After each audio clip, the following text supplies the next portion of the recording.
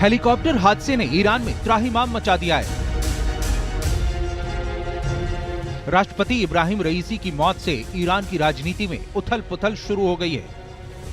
रईसी की मौत के बाद हालांकि उपराष्ट्रपति मोहम्मद मुखबर के हाथ में सत्ता आ गई है, लेकिन अभी ये लड़ाई लंबी होने की आशंका है, क्योंकि मुखबर 50 दिनों तक ही राष्ट्रपति बने रह सकते हैं। इस बीच चुनाव कराने होंगे।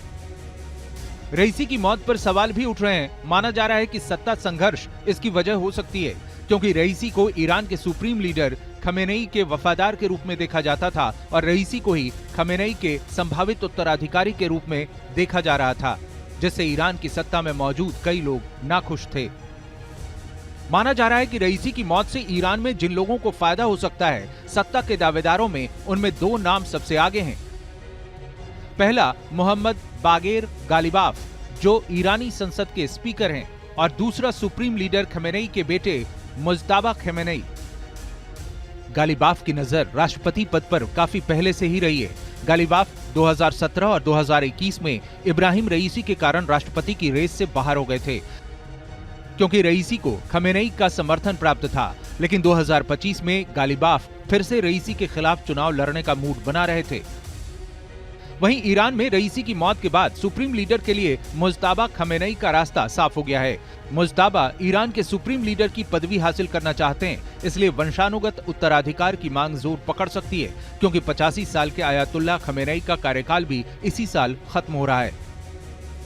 बताया जा रहा है कि गालिबाफ और मुज्तबा दोनों में समझौता हो सकता है, एक राष्ट्रपति बने और दूसरा सुप्रीम लीडर, ताकि दोनों की ख्वाहिश पूरी हो सके। ये कयास इसलिए लग रहे हैं क्योंकि ईरान में साल 1989 में ऐसा हो चुका है। तब आयतुल्लाह खमेनेई सुप्रीम लीडर और मौलवी अकबर हाशमी रफसंजानी राष्ट्रपति बने थे। खास बात यह भी है कि सत्ता के इस संघर्ष में ईरान की IRGC की भूमिका मिडिल ईस्ट के बदलते सैन्य समीकरणों में अहम होगी, क्योंकि IRGC ईरान में उसी तरह ताकतवर है जैसे पाकिस्तान में उसकी सेना और ISI। इसीलिए ईरान के राजनीतिक भविष्य पर पूरी दुनिया की नजर टिकी है। हेलीकॉप्टर हादसे ने ईरान में त्राहिमाम मचा दिया है। राष्ट्रपति इब्राहिम रईसी की मौत से ईरान की राजनीति में उथल पुथल शुरू हो गई है। रईसी की मौत के बाद हालांकि उपराष्ट्रपति मोहम्मद मुखबर के हाथ में सत्ता आ गई है, लेकिन अभी ये लड़ाई लंबी होने की आशंका है, क्योंकि मुखबर 50 दिनों तक ही राष्ट्रपति बने रह सकते हैं। इस बीच चुनाव कराने होंगे। रईसी की मौत पर सवाल भी उठ रहे हैं। माना जा रहा है कि सत्ता संघर्ष इसकी वजह हो सकती है, क्योंकि रईसी को ईरान के सुप्रीम लीडर खमेनेई के वफादार के रूप में देखा जाता था और रईसी को ही खमेनेई के संभावित उत्तराधिकारी के रूप में देखा जा रहा था, जिससे ईरान की सत्ता में मौजूद कई लोग नाखुश थे। माना जा रहा है कि रईसी की मौत से ईरान में जिन लोगों को फायदा हो सकता है, सत्ता के दावेदारों में उनमें दो नाम सबसे आगे हैं। पहला मोहम्मद बागेर गालिबाफ, जो ईरानी संसद के स्पीकर हैं, और दूसरा सुप्रीम लीडर खमेनेई के बेटे मुज्तबा खमेनेई। गालिबाफ की नजर राष्ट्रपति पद पर काफी पहले से ही रही है। गालिबाफ 2017 और 2021 में इब्राहिम रईसी के कारण राष्ट्रपति की रेस से बाहर हो गए थे, क्योंकि रईसी को खमेनेई का समर्थन प्राप्त था। लेकिन 2025 में गालिबाफ फिर से रईसी के खिलाफ चुनाव लड़ने का मूड बना रहे थे।